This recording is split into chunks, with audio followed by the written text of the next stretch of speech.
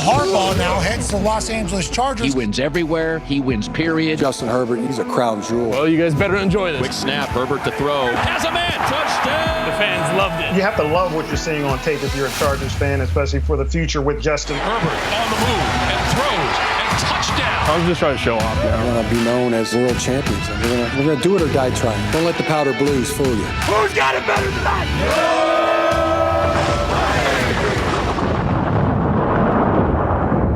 Well, the little hand says it's time to rock and roll, folks. Welcome back to the Charger Chat. I'm your co-host, Wool Dog, sitting with my buddy, Kev Huggin Duggan.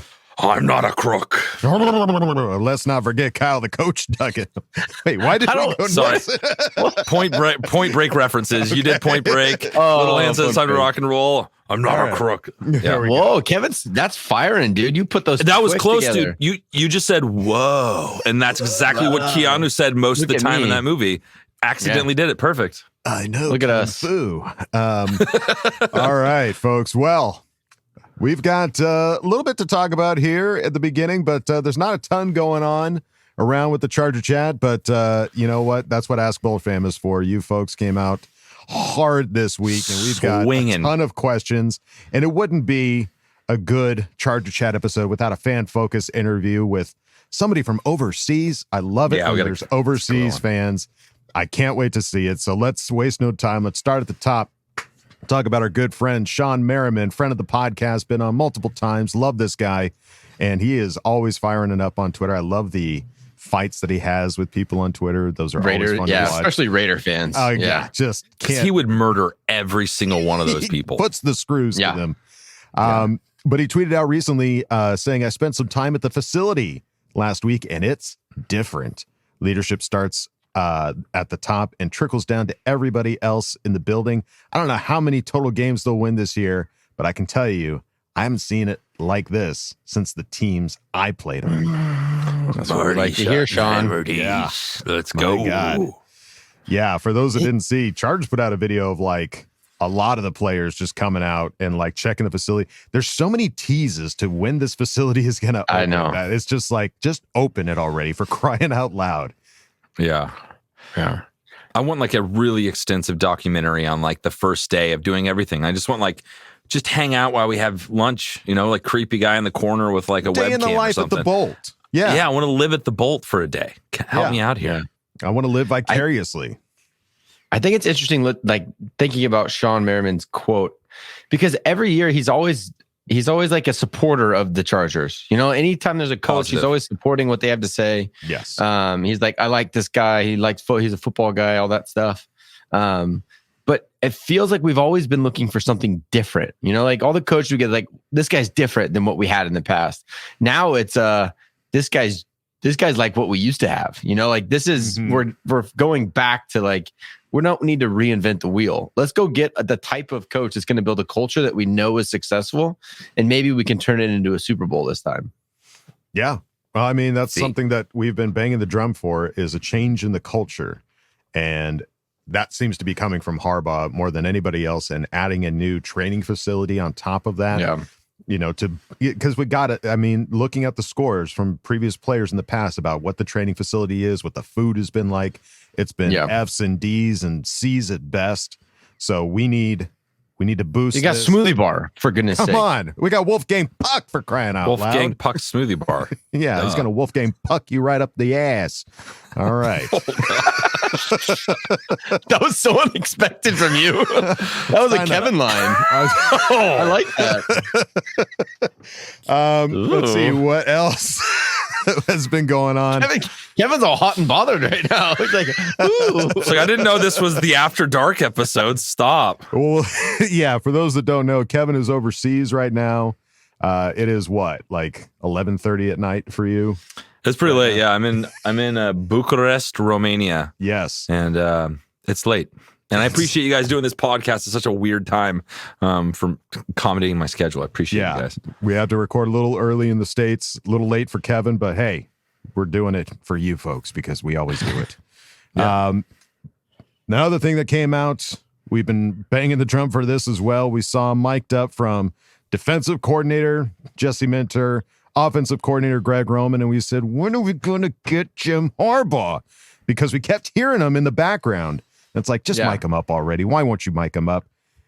They delivered. Finally, there is a mic'd up Jim Harbaugh at the 2024 minicamp for the Chargers. And for those of you that are on Patreon, patreon.com/ChargerChat, there's going to be a watch party for us. We are going to sit down. We are going to watch this mic'd up together. I haven't watched it yet. Have you guys? I know. I've seen it maybe 5 or 6 times. Yeah, it's pretty awesome. I couldn't wait. I could not wait to watch this. Yeah. So it's going to be fun. I mean,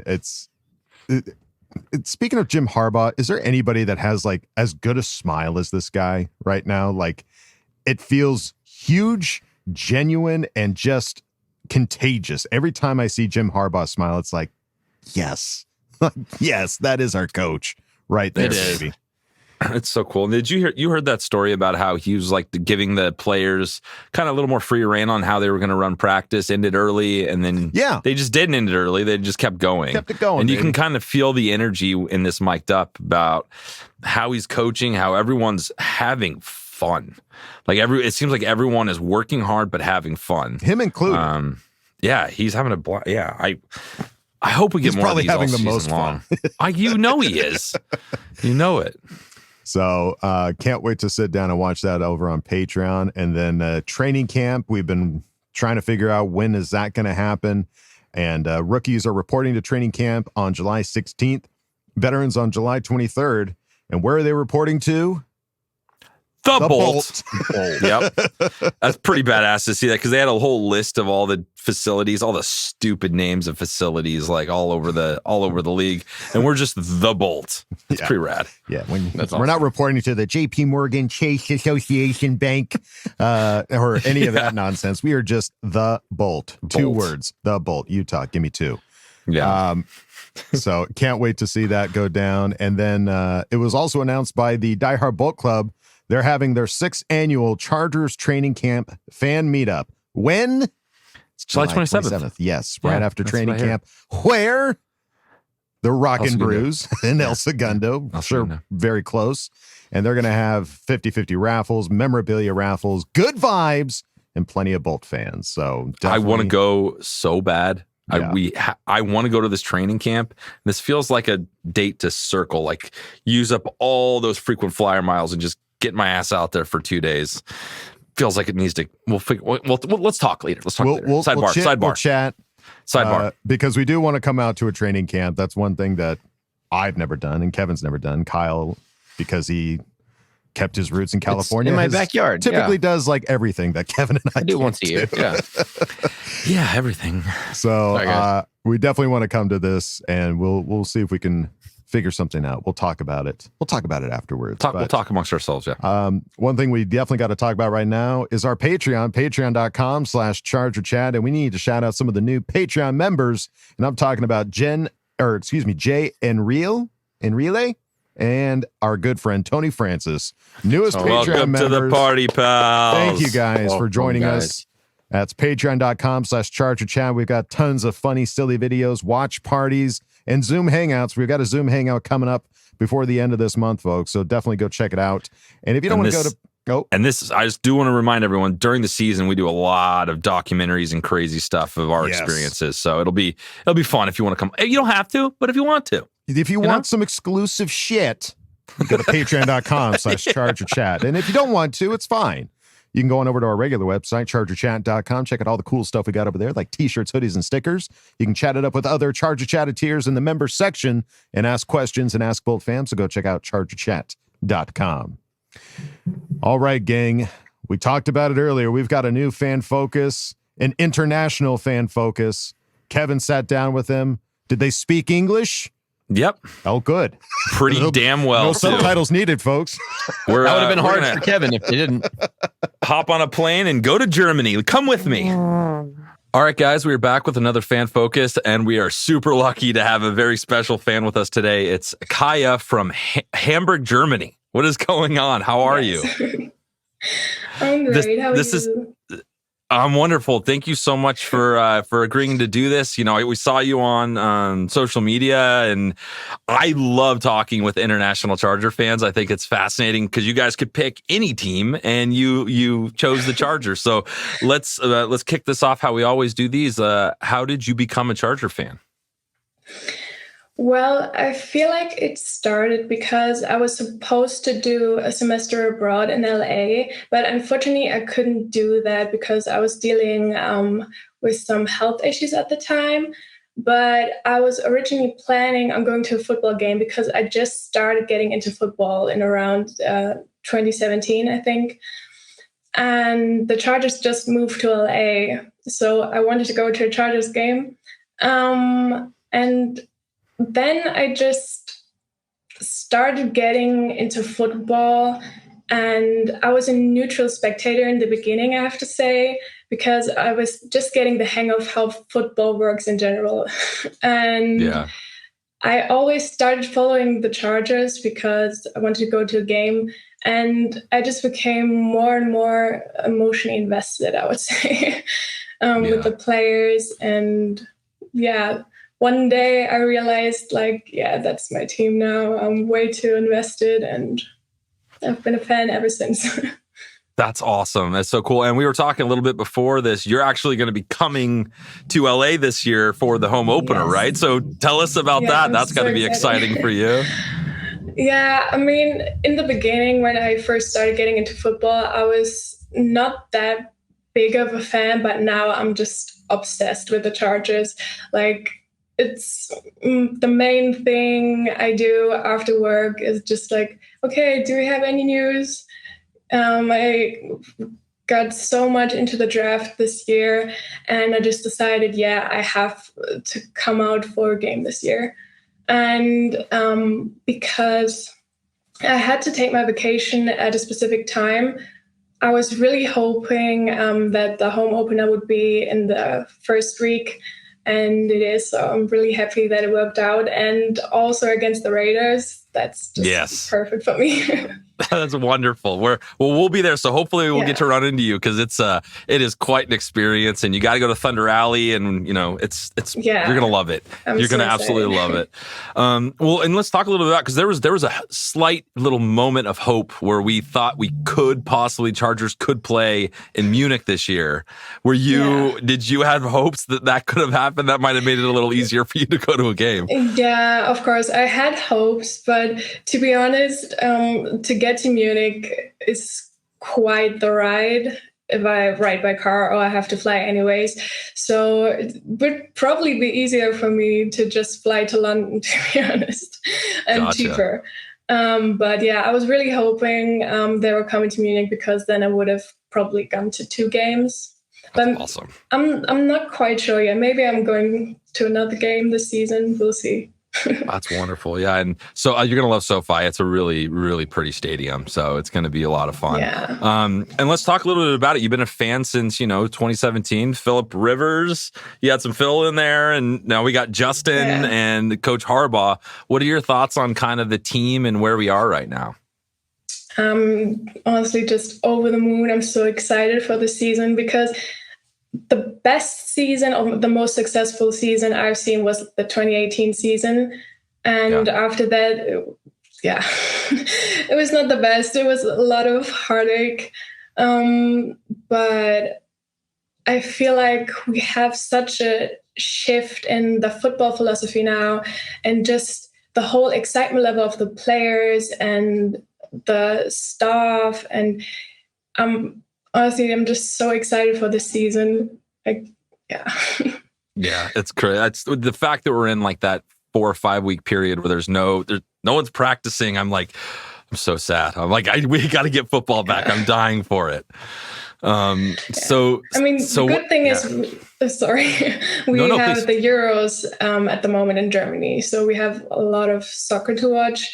So I'm a bit happy that we have that, because otherwise I just would have been bored. Gotcha. That's awesome.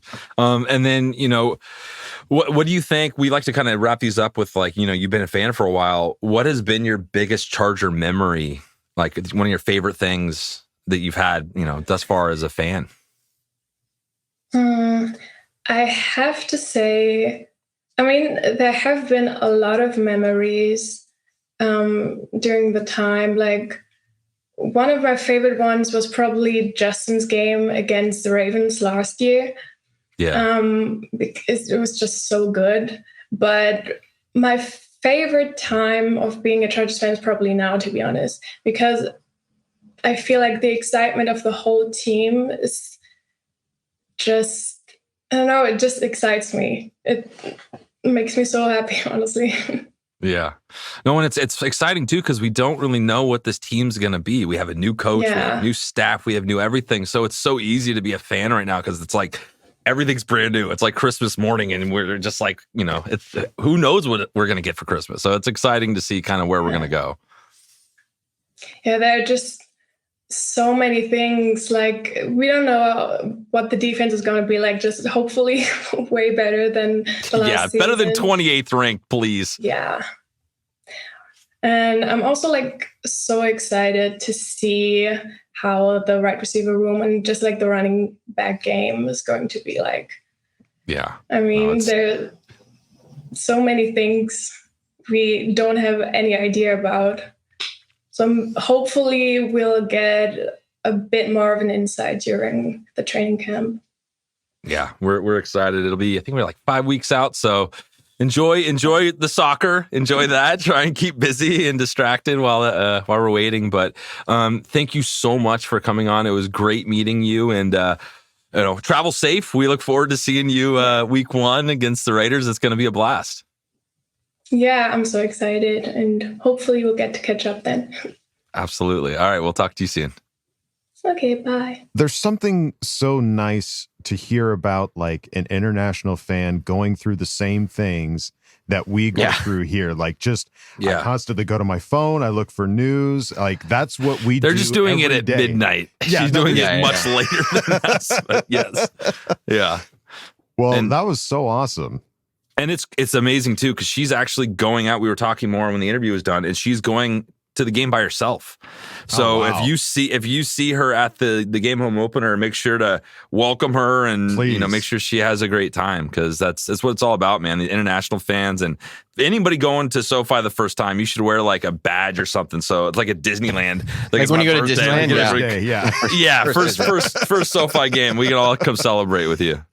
Please. And definitely look for the pillars like Die Hard Bolt Club and the Rivers Lake Yacht Club, Kaja, because we'll probably be in one of those two spots. But we'll be on the lookout for you, and so glad you got to sit down and talk to Kevin, Kaja. Thank you so much. And now, folks, it is time to go into the next segment, Ask Boltfam. Time to put your money where your mouth is. Hi, guys. Go jam a thumb up his butthole. That's what you do. I wet myself in excitement. Oh, so hungry. Your thoughts are like totally appreciated. Catch you later, dude. Okay, love you, boy. That's right, folks. Time for Ask Boltfam, and we start at the top with Marco DeLeo, who asked the question. Off-season.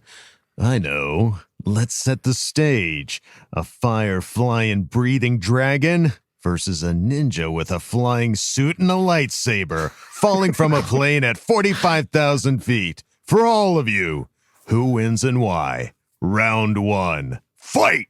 We are truly in the off season. It's the off season when battles commence. Like I think this is an easy answer though. So fire. I don't think it's that flying, easy. breathing dragon versus a ninja. Don't overthink it. The lightsaber falling. I from overthink everything. 45,000 feet. Yeah, it seems easy to me, but it kind of count depends. of three, or do we need a moment to think? I need to think. Yeah, hang on. Well, I think we should just go and then explain and see if we can talk about it. Okay, talk about it. Yeah. See if I can change your mind, because you're definitely not picking mine. All right, here we go. I don't know who I'm picking still as of right now. On the count of 3, 1, 2, 3. Ninja. Dragon. Ninja. You're putting too much weight into the lightsaber. It's fire, dude. You have to get close to a lightsaber. You don't have to get that close for fire. Let's hear his argument. What do you got there, Kyle? What are you thinking, ninja? All right. So the reason I think it was the stage that we're battling on. Okay. So you got like I mean, a squirrel suit, ninja in a squirrel suit. You have a ninja in a squirrel suit that is also in a plane. Like the dragon can't even get in the plane; it's too big. So this ninja could be like in the plane, and then smoke bomb, and then he's lightsabered behind the dragon. And really, like one good lightsaber to the neck of that dragon, isn't it done? It's pretty much done. I don't think it's going to get that close, though. It's a good argument. I could see that fight happening for real, but I just don't know how sneaky of a ninja you can be at 45,000 feet. That's what ninjas are, though. They're not a ninja if they're not sneaky. But they're flying. We're not talking Beverly Hills ninja here. I'm assuming they're not in the plane. I'm assuming they're flying. They're falling from a plane at 45,000. Oh, there is no plane to use as a. No, yeah, there's no. It's in the background. Yeah. So, but Well, it's a tiny target, you know. It's and it's flying. No, it's all. It's Game of Thrones versus Star Wars. No. What's your favorite show? They're open. Go. Yeah, if there's no like plane for the ninja to be sneaky in and around, then the dragon wins.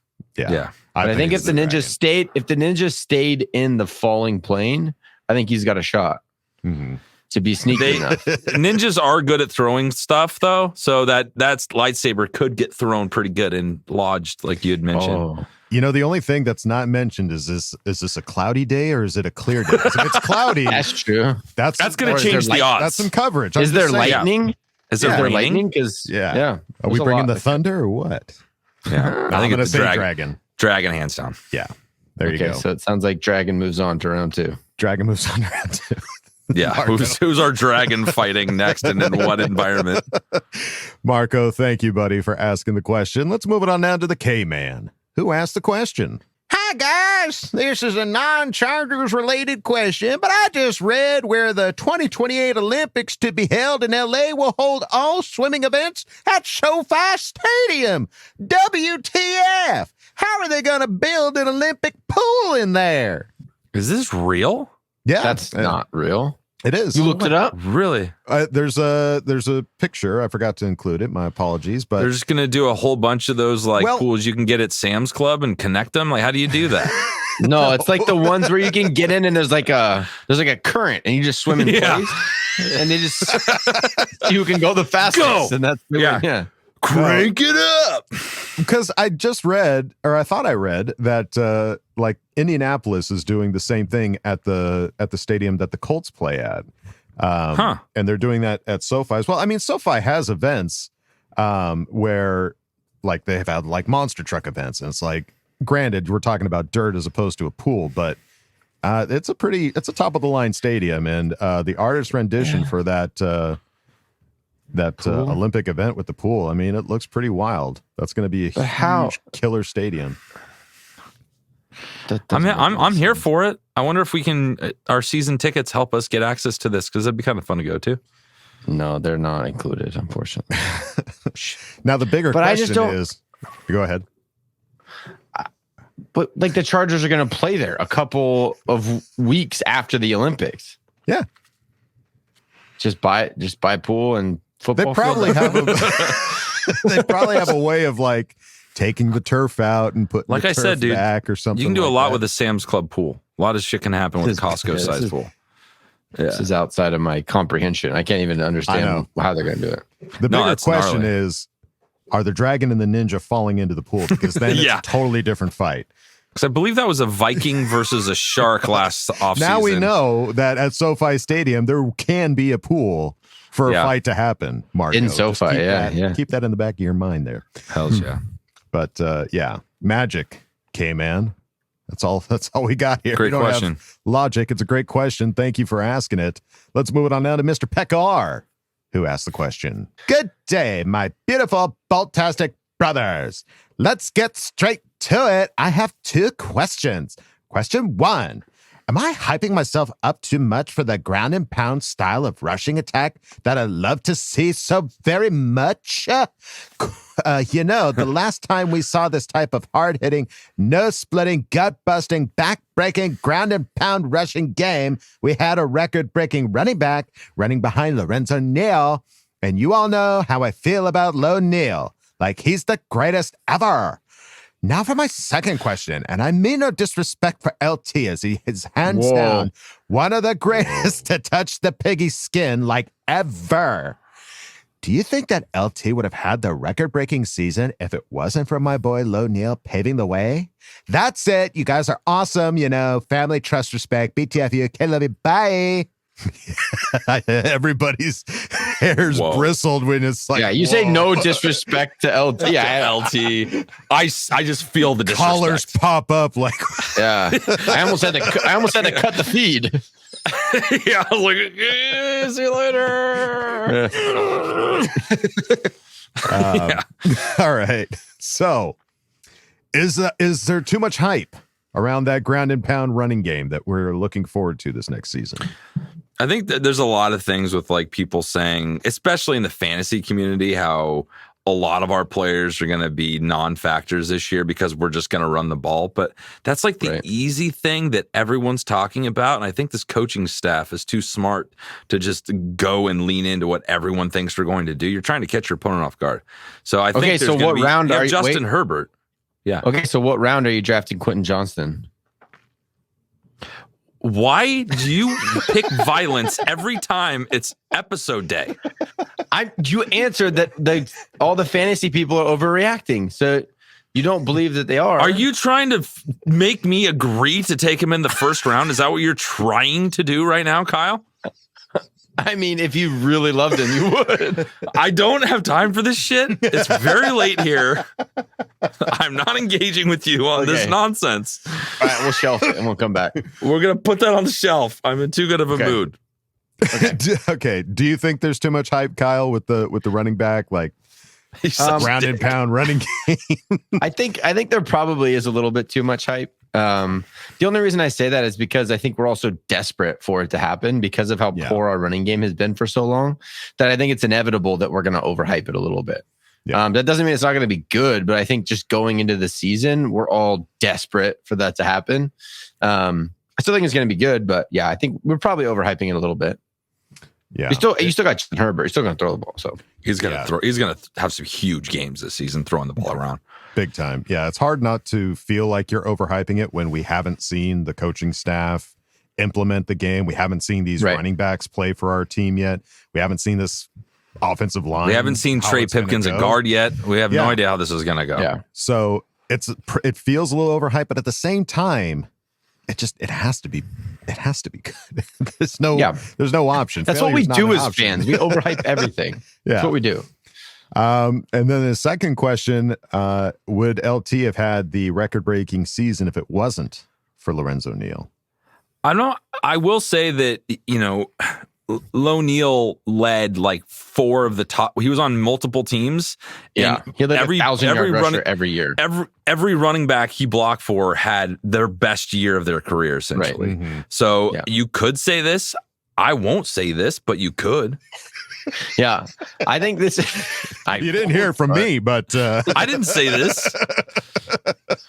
Not on LT's like 45th birthday. I'm Your not Honor, I never going said near this.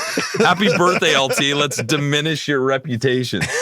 Yeah, but I think that's the beautiful part about football is you could say that about every single player on the field. Exactly. You could say that Team LT sport, doesn't break that record without Phil. You could say he doesn't break that record without Nick Hardwick. Like it's a team sport. So no, he doesn't do it without Lowe because he didn't do it without Lowe. He did it the one year that he did it great was with Lowe. So yeah, you could absolutely say that, but that's football. It's an ultimate team sport. That's why Justin Herbert, he's one of the best quarterbacks in the NFL, but he hasn't won a playoff game yet because it's a team game. It's not it's a team just sport, one guy baby. thing. Yeah. Yeah. Does that mean he's not a top 5 QB in this league? No. Well, Kevin has him at 10, so. No, I don't. The worst he could possibly be is 10. That's his 4. And he's going to be MVP this year. Oh. There you go. Mr. Pekar, thank you for asking the question. Let's move it on now to Daryl21, who asked the question. Hey, guys. Oh, how's my peeps? Oh, my question this week is kind of a snoozer, but I'm curious. Have we heard anything about a possible alternate uniform or helmet yet? I know I heard something about a possible tweaking to the Navy unis or a possible royal blue helmet. Have you guys heard anything? Training camps are coming, boys. Hoo-ha! See you Tuesday, guys. K, love you. Bye. Sup, Daryl? Hey, Daryl. Hey, Daryl. I haven't heard anything yet, but I don't think the deadline has come and gone, because we have seen some teams like the Ravens came out with theirs. Vikings came out. They have sick. like an all white. Yeah, that all white helmet is pretty awesome looking. So I think there's still time for the Chargers to do it, but they haven't announced anything yet. It's a no-brainer. It's the Navy helmet with the Navy get up. It's a no-brainer to me. It's a throwback. It honors Harbaugh wearing it and playing in it. It honors all that stuff. So it's a no-brainer for me that will be it if they announce the third. If they do it, right? Yeah. If it happens, what other it'll color be the helmet Navy. would you do? It would have to be. I don't think a powder blue helmet would look that great. No, it's too soft. No. Yeah. It would be Navy for sure. Yeah. Don't let the powder blues fool you, though, Kyle. Your coach say that. I like it. I like the rope. So are you saying you don't like powder blues? Are you saying you're not a powder blue guy? I'm going to be. Should we put it on the shelf, or do you want to get into it? No, we can talk about it. In all honesty, I don't love the powder blue jerseys anymore. I do think that there is a little bit of a soft component to our powder blues. Whoa. I'm shocked. Whoa. I know. I'm shocked. Pretty jerseys don't win Super Bowls. Dolphins can't win a Super Bowl. Clearly, Chargers can't win a Super Bowl. Pretty jerseys don't win Super Bowls, dude. It's just truth. We're going to change that, though. I want to be proven wrong, and then I'll get back on the powder blue train. All right. All right. There it is. You heard it here first. Let's go. That didn't go quite like you thought it would. Okay. I got to take a lesson out of your book and just shove it down your throat after you ask me something. I'm noted and I'm taking notes. Well, if you're going to make a statement, you just stand behind it. Yeah. Yeah, even if it's stupid. Yeah. I looked up last year, too, because I was like, man, when is the uniform schedule release going to come out? Because I want to know when are those alternate jerseys going to be worn. And I think last year it came out like in August. Like it was pretty late in the off season for them to come out with that. So I think we still got some waiting time before we find out anything about that, but I'm looking forward to it. And we'll scream it from the mountaintops as soon as we hear anything about it. Absolutely. And there you go. Daryl21. Thank you, buddy, for asking the question. Let's move it on now to Chilapino, who asked the question. Which defensive ends are going to be Joe Alt's toughest challenges? And which defensive ends will be Joe Alt delete this year? Happy summer, and I used to be cool with the Miami Dolphins, but their fans can suck my butt for how they won't shut up about the consistent Herb versus Tua trolling. Get swept, fools. Hawk Tua. It's a classic. Classic. It's classic. All right. So what defensive ends are going to be Joe Alt's toughest challenges? Who are you Week most? one, I'm Max most excited. Crosby. That's what I was going to say. I'm most excited. It's his first game, first NFL game. It's going to be, and they're going to put him over there because we know that, Rashawn Slater can shut him down. So Alt's going to get a crazy test week one, and we get to see it live and in person, and I can't wait. Big time. Yeah, that's going to be the most exciting because that's who consistently Trey Pipkins gets exposed by. Like it feels like the biggest games where he just looks silly is Max Crosby. And Max Crosby is one of the best edge rushers in the NFL. Just, I hate that that's the truth, but it is. Yeah. And so it'll be what?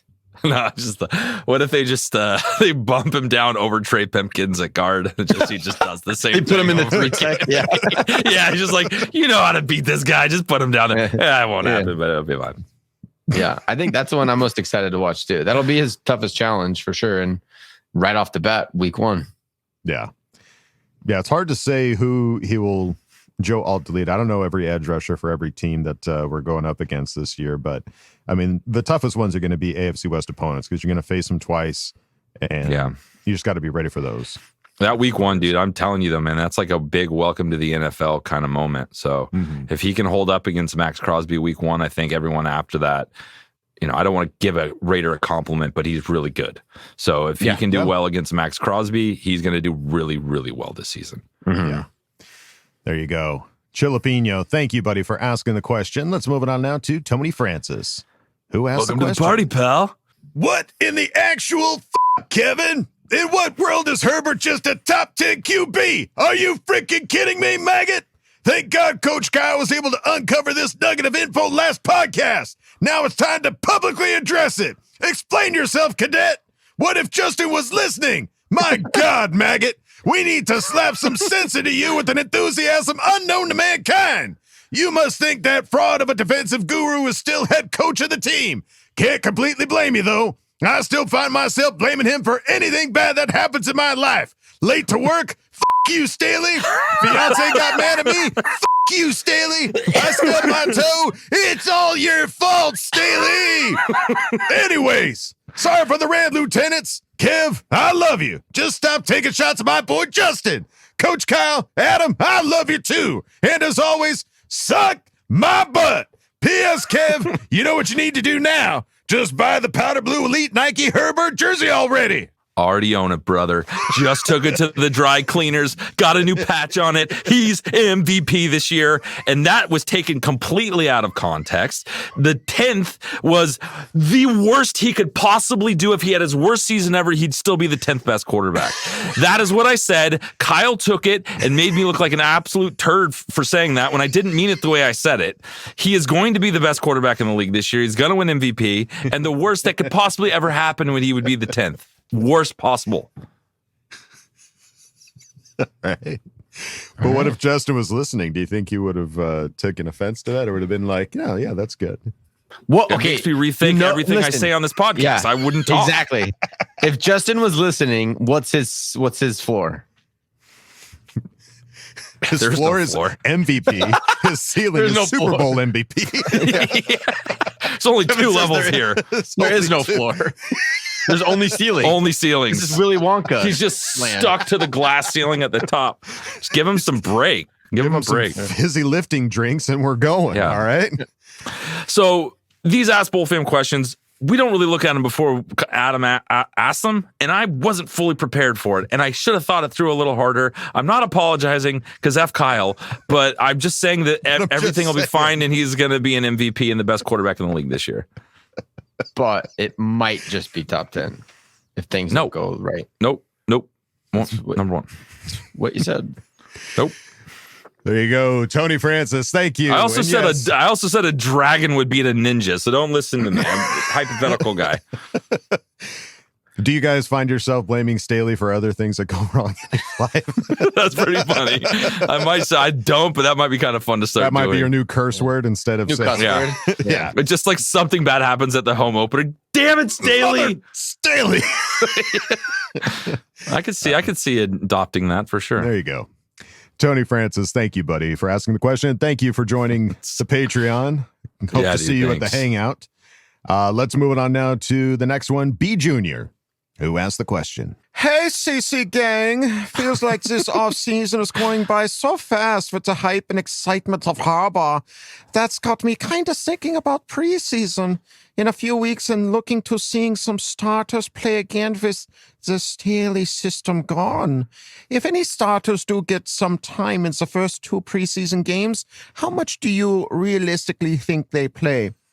One series, one quarter, first half? Or do you not even want them to play in the preseason? Me, selfishly, I hope they play at least one series in the first game and one whole quarter in the second game. Stay bolted up. All Raiders fans, suck my butt. K loves you. Bye. So previous seasons, we've seen Staley basically hold back the bulk of the starters. He did weird stuff. The preseason, he did that, but then when games that didn't matter at the end of the season, he played them. So there was no real rhyme or reason. I think there'll be a little bit more of a rhyme and reason to what Coach does, and I'm sure they'll play some in the preseason. What do you think, Kyle? 100%. I don't understand the don't play thing. I don't think it's proven not to work. I mean, Patrick Mahomes plays in the preseason. If anyone doesn't need to get ready, it's Patrick Mahomes. If he's still playing in the preseason, there's obviously an importance behind it. You know, like the guy's been the MVP multiple times, won several Super Bowls. The guy doesn't need to play in a preseason game. If Andy Reid, great coach, is thinking this guy needs to get just his feet under him, get some things going, just help his teammates maybe on the ball, get used to making audible checks, blah, blah, blah. There's value to it. So I think that whole don't play the preseason thing should be dead. It should be squashed. Shouldn't be a thing anymore. Agreed. So if they are to play in the preseason, do you want one series, one quarter, one half? Yeah. I kind of like the thing that he's kind of put forward is build it up. You play Yeah, you slowly build it up. You play a little bit in the first game, a little bit more in the second, and then you shut it down in the third. I think that makes the most sense. Whether it be 1 or 2, probably play, like a play count. So if one series goes 10, 12 plays, then perfect, you're good. If it's 3 and out, maybe you get 2. There's probably like an actual play number that they're trying to get to. But yeah, I'd say 10 plays in the first game, 15, 20 in the second game, and you're good. Yeah. Yeah, I definitely. Especially the offensive line, and they usually play most of the time. But They usually play, yeah. they need to get together and figure this out pretty quick. If we're going to be the dominant running team that everyone says we're going to be, you're going to need those games and those live reps to get it going. Yeah. I mean, both sides of the ball have a lot of new faces, and it's a whole new coaching regime. And I think getting some more of that practice, because we know they're going to have those practices against other teams. I want to say, can't remember if it's the Rams. Cowboys. Is it the Rams? Okay. Yeah. There's going to be that practice in the off season, but preseason games feels completely different from those types of practices. So this is that opportunity for them to gel. He's going to have a bunch of new wide receivers. We got new running backs back there. We've got a lot of new offensive linemen, tight ends, defensive guys. Like, we got to get this figured out, and let's get some good practice under there. So yeah, I definitely foresee some starters hitting there, and I think that's going to be fun. You know, I'm looking forward to it. So there you go. B Junior, thank you for asking the question. Let's move it on now to Brandon Woodard, who asked the question. Hello, gents. Let's try and have some fun during this downtime. The 3 of you are going on an adventure, Goonie style. You each have to pick a Chargers player to team up with, but it can only be a draft bust or free agent bust kind of player. The 4 bad guys can only be coaches from division rivals. Also, happy 9th birthday to my beautiful daughter, Ruby Hazel. She's a big Chargers fan and absolutely loves to scream and get crazy when the team scores. Keep killing it. Go Bolts. Okay, love you. Bye. Happy birthday, Ruby. Happy birthday, Ruby. Happy birthday, Ruby. Enjoy that 9. Hey, you guys. Let's go. Oh, shit, what? God, that movie rolls. Oh, God. All right, so we're going on an adventure, and we can pick a Chargers player, but it can only be a draft bust or a free agent bust kind of player. I got one. All right. Ryan Leaf. He seems like a cool guy. He's on a lot more broadcasts. He seems like he's smart. He's been through some shit, and he might be good with an adventure. You know what I mean? He's been through the highs and the lows, and he probably know how to handle, being pretty even keeled in an adventure. And that's what you're looking for in an adventure mate. I support that. Cool. What do you guys think? Get behind that. Nice. It's hard to think of draft busts. Those aren't usually the names that come to mind. You always think of the greats for previous players if we were to go on an adventure. Well, you also have to think of who would be helpful on an adventure. Yeah. Quarterbacks are smart. I'm just saying. Quarterbacks are smart. Yeah. Don't say Jerry Tillery. Oh my God. Why would he ever take him on any type of adventure? Yeah. Let's see. Draft bust or free agent bust? Could I take... I don't think he's a bust, but some people put him in bust category. Quentin Johnston. God damn it. What is wrong with you? No. What? It's not a bust yet. He's on some people's list. I feel like it would be cool to have a current Charger on our adventure. You're such a dick. He's sure, really you can tall. have Quentin, sure. Okay, cool. He's really fast. He can jump really high. Yeah. He's got the measurables. We all know that. You just want him to work on his hands? Is that all you need him to do to be good at this adventure? I didn't say that. You said that. I said some people said it with, you said it with your eyes. I didn't say it. You said it. Your Honor. Let's go back to the tape. I don't think he's a bust. Some people would say he's a bust, but I don't say he's a bust. Never say that. But he's on the adventure now. He's coming along whether he likes it or not. All right. What do you got, Bulldog? I'm trying to think, man. I would go with the name that comes to mind, just because I wanted him to work out so well and he didn't. He's a free draft or free agent bust, and that's Ode Ibushi. I'll take Ode Ibushi. I want a big guy that can protect me. From honorable mention. Larry English would have been pretty good because linebackers are pretty tough too. Yeah. Yeah. He didn't do so well for us. But. Yeah. But there you go. That's hard to pick a bust as a. That's what I mean. Like, that was a wild one. Yeah, I like that. Yeah, that's hard to do because I feel like they're bust. I'm just like, okay, bye. I'm not thinking about you anymore. Okay, love you. Bye. Love you. Bye. And the 4 bad guys can only be coaches from division rivals. So, Gruden, Reed. Oh, Gruden. Just imagine Reed eating hamburgers. Yeah, Hamburglar. Yeah. Andy Reid. Hamburger. Andy Reid. You got Chucky and John Gruden. Yes. Yeah, he can still be there. Who would be bad guys? Be another bad guy. Sean Payton's a pretty bad guy. Rival. I guess. Mike yeah, Vrabel seems like he would hurt somebody if he got his hands on him, but he's not a division. Yeah, but are we rival. talking AFC West? AFC. Yeah. Fair enough. Take Vrabel. He's about- he could hurt you. Yeah. Kyle's doing some IMDb research right now. What about John? No, I was just thinking, what if this would be like a tricky bad guy because he's a good guy, but also Brandon a bad Staley. guy? Yeah. He knows everything about us. And he knows where we hurt the most. I was gonna say Marty Schottenheimer because he was a Chiefs coach. He was the Chiefs but coach. also Charger legend. So you could have this real heart pull. Like, I don't want you to be a bad guy. Oh, so dramatic. Darth He's like Vader. he's like One-Eyed Willie. Yeah. He's like the One-Eyed Willie. Yeah. The ghost of One-Eyed Willie. Yeah. That's okay. That's a magical story you just started to put together. Okay. I think Staley should make an appearance though. Maybe he's Sloth. But he's like Shmee. He's like Hook's henchman. It's like Marty Schottenheimer with Brandon Staley. He's Shmee. All right. We'll start working on the script, but Brandon Woodard, thank you for asking the question. Let's move it on now to Deeps, who asked the question.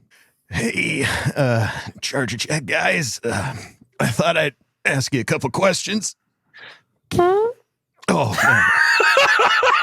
I better be quick. Okay, here's some fastballs for each of you. Oh, God.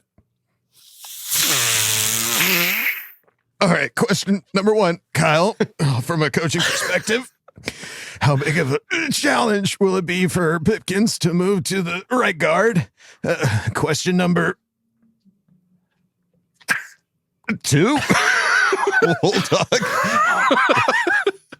What would you say has been the biggest character difference that you've noticed from Harbaugh since the new regime change?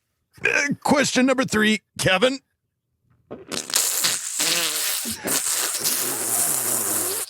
Oh, who can win in a fight between you and Kyle?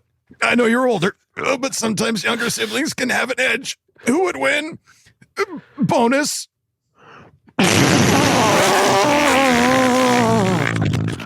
Oh, question. If you had to trust some China taco for an entire year, but in return,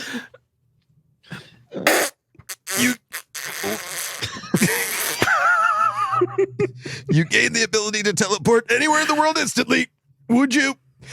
Okay, that's all.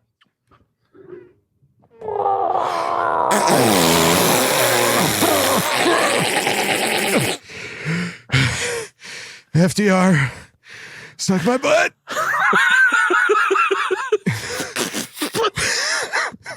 Who is responsible for this shit? Who'd you see upper decker? Family, trust, respect. Suck my butt.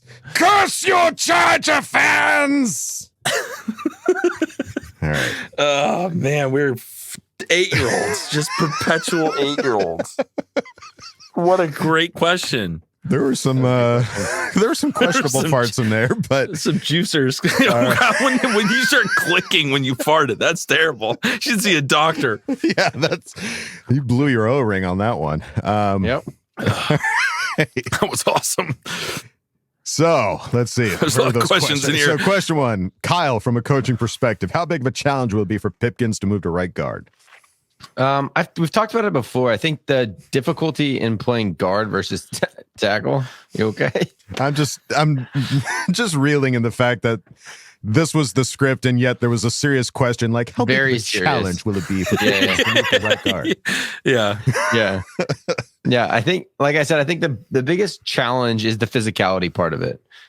It's just a different position. On the outside, it feels a lot more finesse and technique, whereas when you start to move down into the inside, it's a lot more gritty, and there's a lot of switches. So when you're at the tackle, you pretty much got the edge guy, and that's your pass blocking responsibility. That is your run blocking responsibility a lot of the time. When you go down to guard, especially in run fits, sometimes you could pull. You have to have that now in your toolbox. A lot of these combo blocks where you're trying to get around guys, and then in the pass sets, you don't know where your guy's coming from. That's where they run a lot of those stunts. Is down inside. Blitzes come from the inside a lot more than they will from the outside. So it just gets a lot more tricky and technical, but I think the biggest thing is the physicality part. You're hitting a big guy every play. You're 300 plusers right there in your face the whole game. So I think that'll be the challenge. And I think that's why we haven't seen yet. He's quote unquote the starting guard right now, but they haven't put pads on yet. So I think that'll be the telltale if he can do it. All right. There you go. And question for me, what would you say has been the biggest character difference you've noticed from Harbaugh since the new regime change? It's just how open he has been, in previous years. I mean, I don't think you'd catch him doing half of the stuff that he's been doing as far as like going to concerts, hanging out with the guys, leading and like addressing the team in the way that we saw him addressing the team, and like everybody taking a knee, everybody listen to Harbaugh. He's got something to say. Like that, I think it's instilling a lot more confidence in him than maybe previous regimes have. Like previous regimes have praised him for what he's been able to do. He's a great quarterback. He can do it all. But like, he's not just a player. He's got to be a leader as well. And I think he's now kind of taking the reins and gonna be that leader that we've been looking for. I'm really curious to see how it's going to be when the game happens. How vocal is he going to be on that line? Are we going to see any essence of like Phillip Rivers, calling out guys, pointing here and there, changing plays, audibles, things like that? I'm really curious to see how that shakes out in the season, but I think that's probably the biggest character difference. I think that's far. Good answer. That's a good answer. I think like thinking about it, when you get a player, like everyone, the knock on Herbert was he wasn't a leader. Like he wasn't a natural vocal leader. And so coaches took that as, okay, that's not what he is. So let's just move on. That's not what he's going to do. Right. I think Harbaugh has seen it as okay, this is a room for him. This is an opportunity for him to grow and be better. Yes. So let's develop his leadership and his being vocal, and not just, he's not naturally good at that. So, okay, that's just not who he is. Yeah. Let's work with that. Let's let's make that better. Make him wear the gold jersey, not wear what all the other quarterbacks are wearing. Make him special. Make it something unique. Yeah. Yeah, it's like, okay, I got to coach him up in this area maybe a little bit. Let's make him uncomfortable. Like, let's put him in uncomfortable situations and let's see how he flourishes. How does he face that kind of adversity? And I think he's going to do amazing. I think we're going to see a real growth from Herbert this year. All right, Kevin. Now the real question. What do you think? Who will win in a fight between you and Kyle? So he does have the youth on me. He's 6 years younger than I am. So, 40 is going to hit me hard this year. I can already feel it.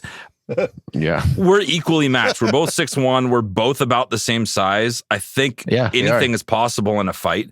I would probably really have a hard time losing to him, so I might take it too far. Like I can just playing this out in my head. Kyle and I have never really gotten into a fight. We'll tussle every once in a while. Yeah. Kyle and I have never gotten into a fight. He's never seen the true, energy that I could bring if I was to be said. Caged animal back into a wall. That's why I don't know if it's a good idea. I think we're just too powerful, and it might, something would happen. Something bad could happen. It could alter the space-time continuum. I don't know. We're both too powerful that we would just stop time if we fought. Cancel each other out. Yeah, it would rip the fabric of space and time. Yeah, I never plan on having to get into a fist fight with my brother, though. That would suck because he would probably hit me really hard in the face a couple times while I would try and do the same to him. And I don't know. I don't know how it would go down. I love that. We'll never know. There is such a thing as old man strength, and I'm slightly older, so. Just leave it there. I think there comes a point where old man strength deteriorates into just. I don't know. I did tell you that story about our grandpa knocking the dude out in the parking lot that tried to steal his wallet while he was holding my hand. Yeah. That Grandpa was like in World War epic. II. That's a whole different type of man than us. Dude, we got that DNA inside, baby. it's in here. It's floating around in there. I could knock That's somebody what out you're in the worried parking about lot right now.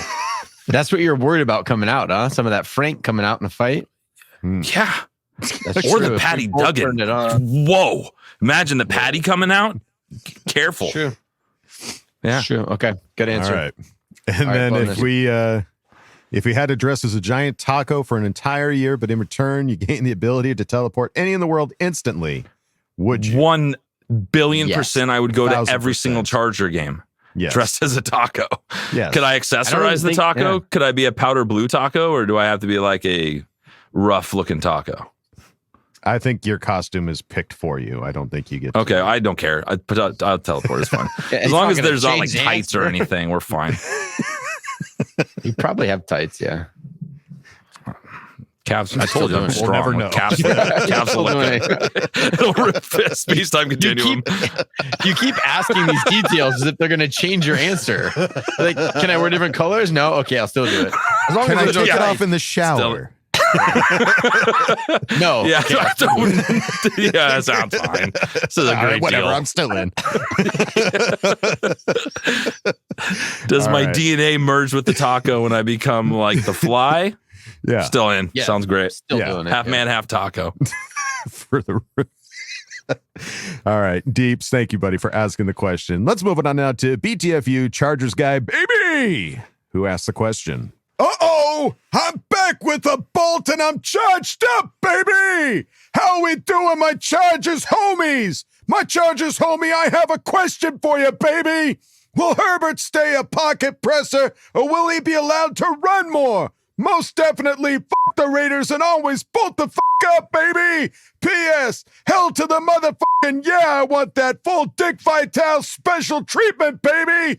Bolt the fuck up, my Chargers homies. K love you, bye, baby. It just sounded like a Thier Kadir wrote this question. The first couple sentences, it felt like you were writing in a Thier Kadir. I love it. I love it. Yes. All right. I had a feeling you wanted Dick Vitale, so I'm glad we got there. And then the question, will Herbert stay a pocket passer or will he be allowed to run more?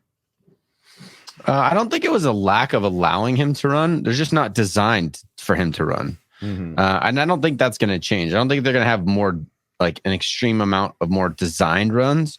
But maybe with an increased confidence and trust in the plays, and he will just escape. But I think anytime you see him moving and running, it's an escape. It's like asking if Patrick Mahomes is allowed to run. They don't design run plays for Patrick Mahomes, but he seems to kill us with his legs every time we play him. Right. And he looks so and funny that's where doing it. I can't imagine he wants to he's do so it on annoying. TV. No. Yeah. He doesn't want those highlights out there. It's ridiculous. Silly goose. Yeah, and I have a feeling with a better offensive line, that pocket's going to protect him a lot more. And I think the option to run will be more available to him. Like if he can't find anybody open and the line's protecting him, he can make that judgment to make the run. Right. In the previous years, it just feels like the pocket just collapses or the Just line didn't have anywhere to go. doesn't do him any favors. So it's just like, get the ball out. And yeah, I think we will see some more runs from him this year. I mean, with the Greg Roman offense and coming from Baltimore, yeah, I think there's going to be a lot more chances. So we'll see what happens. BTFU Chargers guy, baby, thank you for asking the question. Let's move it on now to Andrew Ramsey, who asked the question. Guys, I have a huge Cameron Dicker for Lambeau Lad. I feel him so strongly that I got a custom Navy jersey of him and have him as my phone picture. He's the Andrew I want to be, which is most likely to happen. Lad, 987 yards and 10 TDs, or QJ, 700 yards, 5 TDs, 4.5% drop rate. I'll take the Lad all day, baby. Because, lad, I drink him anytime and any place. When it's time to get ill, I pour him on my face. McConkey tastes deaf when you pour him on an ice. Come on, y'all, it's time to get nice, lad McConkey. That funky McConkey. Lad McConkey Junkie, Lad Funky McConkey. Yes, I just cropped lyrics from the Beastie Boys. K love ya, buy a Lad jersey. I thought you were going to compare yourself to Lad. This had a lead up to you saying Lad 987 yards and 10 touchdowns, or Andrew Ramsey. What? Something in your line of work. Yeah. Yes. Yeah. Like, well, I thought that's where we were going with this, Andrew. But yeah, fun. Kevin, answer carefully. Answer carefully, Kevin. So, well, who? So Which is more Lad, if 987 yards, 10 tutties, or QJ 700 yards, 5 TDs, and a 4.5% drop rate. So I could technically say Lad, and I would mean QJ could better than that. I'm just looking at the loophole here. One more time, because your Romanian internet Romanian dumped for a Wi-Fi second. kicked One in. more time. Romanian. It's getting late. Witching hour in Romania. Werewolves. Why Sorry, you look over your shoulder? Because there's a werewolf. Your shoulder as if there was a werewolf. The vampires. This is Dracula. There's not a werewolf behind me, is there? No. How do I answer this? I don't want to answer this question. Really? Well, is it four? I don't know. I think QJ could have be better than that. You guys go first. This is going to piss off Andrew so bad. Keep going. You guys go first. I think 10 touchdowns is really hard for anyone to get. That is a lot of touchdowns. That is for a rookie wide receiver. I'm not saying that Lad's not going to have a season, but I do think it's more likely that QJ has 705 than Lad has 1,010. I agree. So you think he's basically, in this scenario, you think he is Keenan Allen? Because that's like Keenan Allen numbers. Couple 1,010 is Keenan. Yeah. I mean, 10 touchdowns is a lot of touchdowns for a wide receiver. So I don't think it's going to be hit the ground running that fast for Lad with a hopefully ground and pound type of offense. And a lot of guys. I mean, we talked about how loaded that wide receiver room is. I just think it's going to be more well spread than one guy getting 1,010. Yeah. Yeah, I would agree. I think QJ getting 700 yards and 5 touchdowns. Totally. That seems right. I think it's realistic. It feels like almost every wide receiver could get those numbers. So, yeah. So there you go. QJ. Sorry to rain on your Lad parade with all your. We love Lad. We love Lad. We do love Lad. There's just so many guys, like you said, Kyle, to spread the ball around. I think it's going to be closer to those years when Keenan wasn't playing and everyone was getting the ball. I think that'll be closer to what we have this year. Yeah. So there you go, Mr. Ramsey. Thank you for asking the question. Let's move it on now to Big Red Bolts fan, who asked the question. This week I've been searching for some inspiration, but all I found is pain and perspiration, and in my brain a tickling sensation to randomly shout, "F*** the Raiders and their nation." Alas, that would be less than becoming, and likely result in my needing to be running. Like Forrest Gump, squirrel, that Jenny was stunning. Take a chill, my friends, you know I'm just funning. Here is my question, sorry to ramble. What will be your biggest Bolts gamble? K love you, bye, bolt the f*** up, and don't you dare change that channel. Every week he kills it. Every single week. He brings more to the show than I do. Yeah, it's crazy. He's unstoppable. He gets on base. Every single at bat. What's more likely, Lad with 1,010 or Big Red Bolts fan bringing this crap every single week? 52 weeks. Yeah, that's more likely. Yeah, definitely that. All right. Well, the question is biggest Bolts gamble. It's an interesting question because I don't know if it means something we're going to put money on the line for or that they've gambled with. That they've gambled with a player. Like, who are they taking a risk on? Honest question, I think the running back room is an interesting gamble. I think it could be pay off amazingly, but I think it's pretty big because of the injury history in there.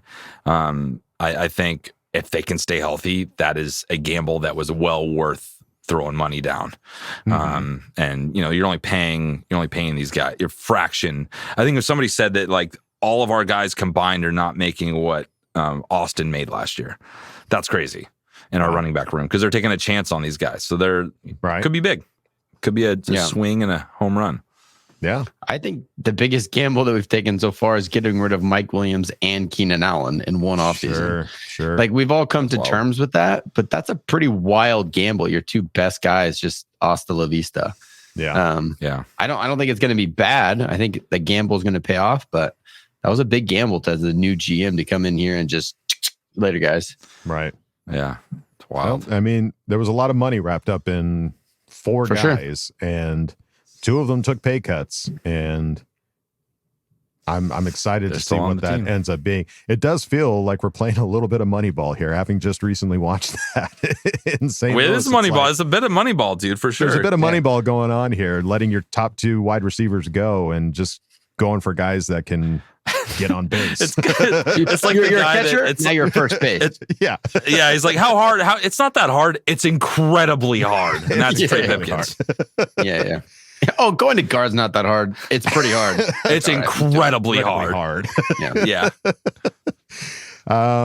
Yeah, biggest gamble. It's hard not to disagree with what you guys have already said. I'm trying to think of something different. It's okay. You can just agree with us. Yeah. What about answers? You know, I'll say the biggest. I'll say the biggest gamble. And Joe this Walton was 7? no. Joe Walton, Quinn Johnston? No, that's. I'm gonna say it's Praise, the guy that we talked about last week. We knew that he was coming onto the squad, but then finding out there was like a 3-year deal after we recorded. 3-year deal. I mean, it's not one of the years is like $1 million. Yeah, I mean, it's not a ton of money, but it's like taking a gamble on a guy that hasn't really never played football, played in the NFL. Pretty much, yeah. You're he didn't play in college. He played on a club team. A club team. Yeah, intramurals. And yeah, he's fast, but he's going to be going up against some really tough competition. And so to put your chips in on that guy, I love it. I want to see the guy do great, but that's a pretty big gamble, I think. So there you go. Something different. Big Red Bolts fan. We got something like a gambly year for the Chargers. And will it pay off? Is it a bold strategy, Cotton? We'll find out. But Big Red Bolts fan, thank you for asking the question. Let's move on now to the Will Westwood Show. Who asked the question? Who are the fantasy sleepers on offense and defense? This ties back into what I was saying earlier about fantasy football and not wanting to talk about it. Kyle, I'll take it off the shelf. I think Quentin Johnson is going to be such a boy sleeper. Because he's going late. No one believes in him whatsoever. No one's going to draft him. He's going undrafted for sure. And he's going to be better than 100% better than he was last year. I know it for a fact in my bones that he will be better than last year. So you might not even have to draft him, and you can just pick him up on waivers after week 1. Right. Like that's a fantasy sleeper I would absolutely get. Well, if you believe in him enough, you draft him in the last, right? Yeah, you get him on your team somehow. Yeah, you don't have to do it. Kevin will. Everyone's so low on him. Take him. Like he could be awesome. Not if I take him first. Let's see some other sleepers. Brendan Rice could also be that sleeper too. I mean, for a guy that was drafted as late in the draft as he was, I expect that he'll make the roster, but is he going to be the number 1 target? Is he going to be out there every snap? I don't know. Yeah. There's going to be an opportunity for him to rise up if there's ever a injury that happens on this team. And I just coming in with that chip on his shoulder, I feel like could pay off during the season and could explode into something that nobody was expecting him to do. So yeah, I think Hayden Hurst could be a good sleeper as a tight end. Great. Justin hasn't had a tight end. Like he hasn't had like a real true blocking receiving tight end since Hunter Henry left. So I think that when they're on Hurst the field, you cover them because they're just going to go out. They're wide receivers. Right. They're not going to find an open spot. Like, I'm blocking. Psych. Now I'm open in the middle. I think. So I think Hayden's going to have a big sleeper year. That's a great answer. There's some answers for you. Defensive sleepers. I mean, it's typically team defense, but I mean, sometimes Scott Matlock. I love me some Scott Matlock. I think he's going to do really well this year. I think he's going to play a lot more than he did last year too. Yeah, I feel like Zont's always a sleeper. No one gives him any type of respect as far as like when they talk about Chargers defense. I think Zont is a niche, like not for Charger fans, but I think for the league, Zont is a sleeper. I could say the same thing about Alohi, and I feel like that might even be with Charger fans that. Yeah, they're not used to, or they don't have the fullest feeling about Alohi, but watching some recent plays and seeing some of the things that he's been able to do in previous seasons, I think he's going to have a great season with this defense. So there you go. The Will Westwood Show. Thank you, buddy, for asking the question. Let's move it on now to fries and pies.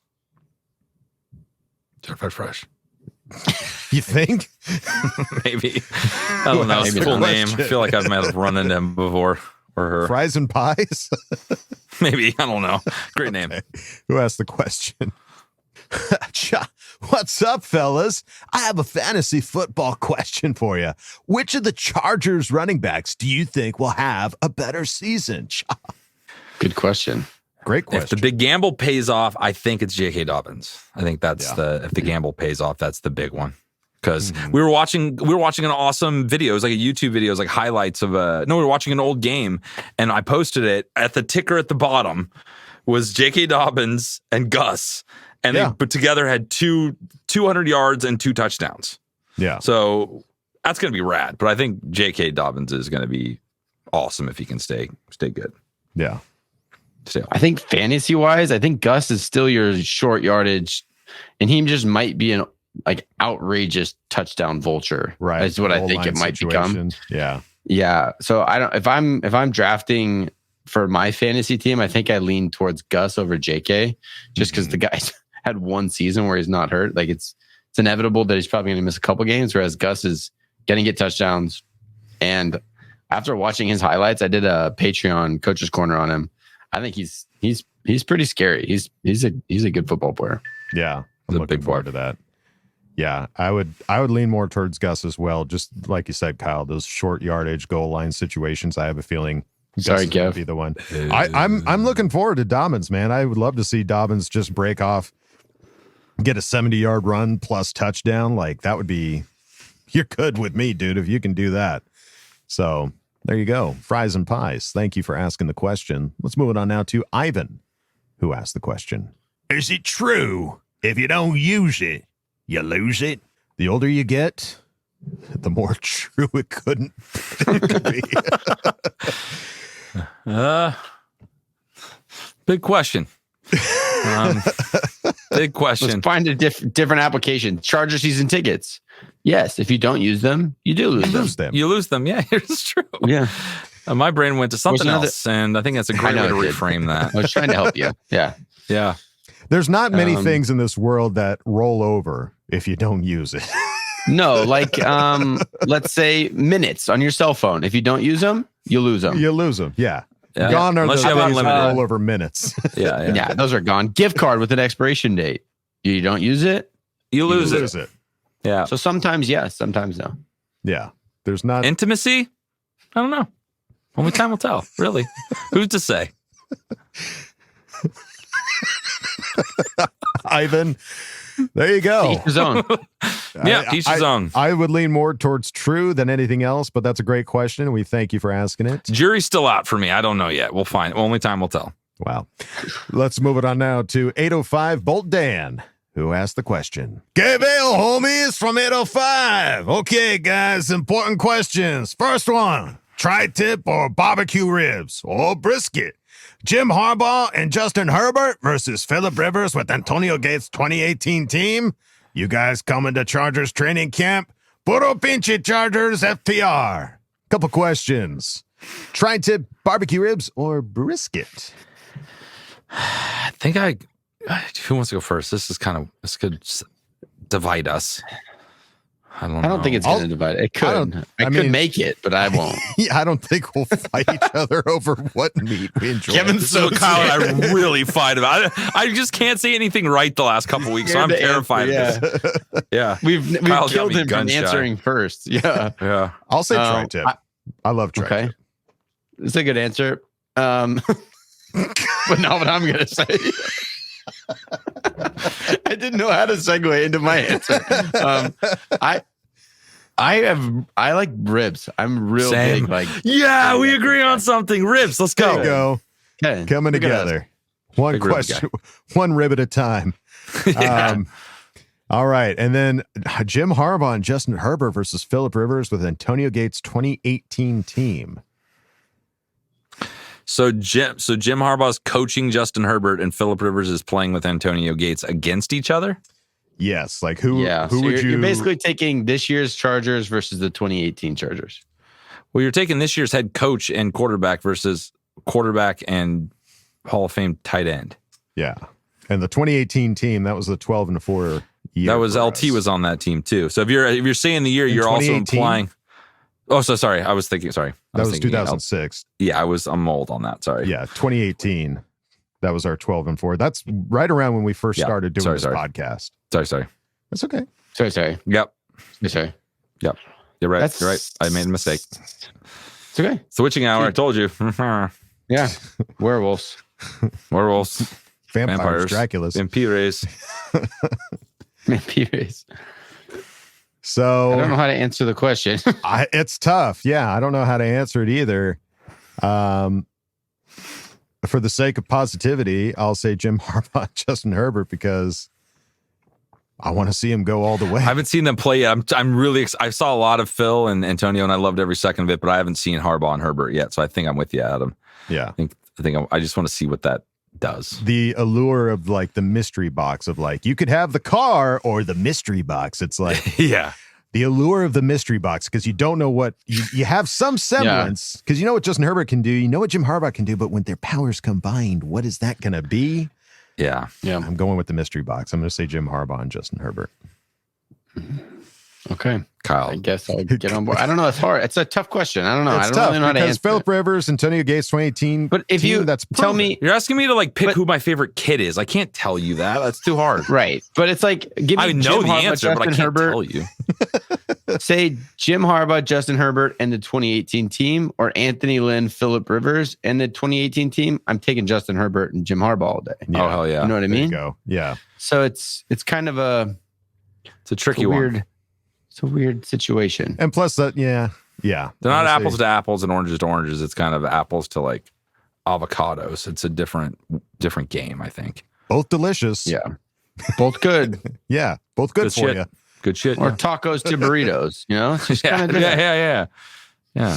God, we were in the off season, aren't we, boys? Yeah. I'm hungry too. Yeah. Yeah, I'm same. hungry too. Let's move it on. 805 Bolt Dan. Thank you, buddy, for asking. And the yes, question. hopefully we are going to training camp. It's something is on our bucket list. We really want to go. Fingers crossed. But let's go out of Ask Bolt Fam with Athair Kadir. Kadir. Who asked the question? Judge and chat, my babies! First coach, Kyle and Wolldog, you need to stop being hard on my baby boy, Kevin, baby! He said last show the floor for Herbert is top 10. That could be 6, 7, 8, or 9, baby. He is not wrong. I love my baby Herbie, but he has not won a lot for us lately, and I'm not blaming it all on him. However, the ceiling is Super Bowl MVP. LOL, baby. Now to my question, baby. Coach, I have faith in you, but I'm nervous about Kevin and Wolldog, my baby. Too much pressure to answer. I hope they do, baby. The question is, second and goal, Chargers down 27-24, one timeout, 25 seconds on the clock, ball at the opponent 5-yard to win the Super Bowl, baby. Which 3 plays you calling? A, spread them out, Herbert, run it in, baby. B, spread them out, hit Ladd in the back of the end zone for the game-winning TD, baby. Or C, bring extra linemen, give the ball to Edwards. I'm going with B, baby. Coach Kyle first, Wolldog and Kevin. Let's go AFC juggernaut my ass. That's what Harbaugh will say this year. Let's go, baby. Well done, Adam. Well done. Great There you question. go. With ears in your corner, Kev. Yeah. It's like, don't hurt my baby. I got a lot of love. People, I appreciate that. A lot of people reached out to me and told me that it's okay. Other people's reached out to me and said, I'm the younger brother and suck it. I got a little bit of everything last week. Yeah. It's been an interesting time for me. All right. Well, starting with you, Kyle. Super Bowl's on the line, 5-yard line, 25 seconds on the clock, one timeout, and you got to call a game-winning play. Which one's it going to be, A, B, or C? Well, you really have 3. We have 3 plays, right? Because it's 25 seconds and a timeout, so you could run the ball and throw the ball twice in 25 seconds. That's true. So it's just what's the play on second down? What's the second down play? Yeah. Okay. Second down play. He didn't give us a down and distance. We got Yeah, 3 yeah, plays. second and goal. First down. Yeah, second and goal. So we Second got goal. 2 plays. Yeah, 3 plays. So I mean, if you're going for it on fourth down, which I'm probably not, I would probably try to get I guess you're at the 1 yard line. You do. Yeah. So the options are spread them out, let Herbert run. Not doing that. Spread them out, hit Ladd in the back of the end zone for a game-winning touchdown. Bring extra lineman in. Ball to Edwards. I'm going with B. So here's what I'm doing. On second down, I probably am going heavy, and I'm going to run the ball and try to pound it in. Don't get it, you call the timeout. Now it's third down. Now we're going to run some kind of play action, get the ball to a tight end. Don't get that, then we're kicking a field goal. That's just me as a coach. That's what I would do. So your answer is C. With a little bit of D mixed with a field goal. D. I got C. You with pulled a a B. Kevin, dude. You made up your own shit on this one. This is awesome. I did. So my answer is C with a CB and then a D. Always finish with the D. Yeah. If you don't use it, you lose it. I would also say C. I think I'm going to give it to the guy that is built to run. I'm behind the offensive line. Run it in. I'm going C. I want it in Herbert's hands. I want him to go in because he's to run it in. Both downs. I would say I can't really spread them out at the 5 and run it. But I think you go B and then C. And then fourth down, QB sneak on the 1 yard line. Let him put it in. I was in. Run it back on one of those. That's my final answer. Okay. Win the game. As Charger fans, I cannot have a missed field goal on the 2 yard line, even though it's Dicker the kicker. That's like not how I feel like we would handle that position at the end of the game. Now he's taking shots at Dicker. No, I'm not. I said we won't because it is Dicker. But who do you? Will you like just let me finish for a second? Just let me finish, please. God, who do you like? Who do you have faith in on our whole team, dude? I'm just saying, as a Charger fan, you've been a Charger fan for a long time. Big time games when we need like the easy thing to happen, they don't happen, right? It could be anything. Right. It could be anything. It doesn't need to be Dicker the kicker. Dicker the kicker doesn't do that. I feel incredible confidence in him. I would rather have the ball in Justin Herbert's hands and go score the touchdown and win it. Okay. God damn. You're so good at making me feel like I don't want to be on this podcast anymore. I know, dude. Fear. It's hard, dude. It's hard. Buddy, thank you for asking the question. And thank you, everybody, for asking questions and Ask Both Fam. We greatly appreciate it. It's been a hell of an episode, but I think that's going to do it for us here at Charger Chat. Any final thoughts there, gentlemen? Kevin? This football comeback. These outlines are getting hard to do. There's not much to talk about. We just like keep these questions coming because this is going to be us for the next 4 weeks. This is always entertaining. Yes. Yeah. We greatly appreciate you guys asking the fun questions, but that's going to do it for us here at Charger Chat, folks. Don't forget to bolt up because we're ready for any squad, any place. Okay, love you, bye. Okay, love you, bye. Okay, love you, bye, baby. And now, a word from our sponsors. He's fast. He's fearless. And he's covered in guacamole. It's Taco Man, the teleporting sensation taking the world by storm. Dave is a taco-loving everyman with a not-so-everyday secret. He's an average guy with an average job working at an average taco stand. But one day, he's given a suit that lets him instantly teleport. The only problem? It's a taco! From the creators of Superheroes Gone Wild, it's the Teleporting Taco. Rated PG-13.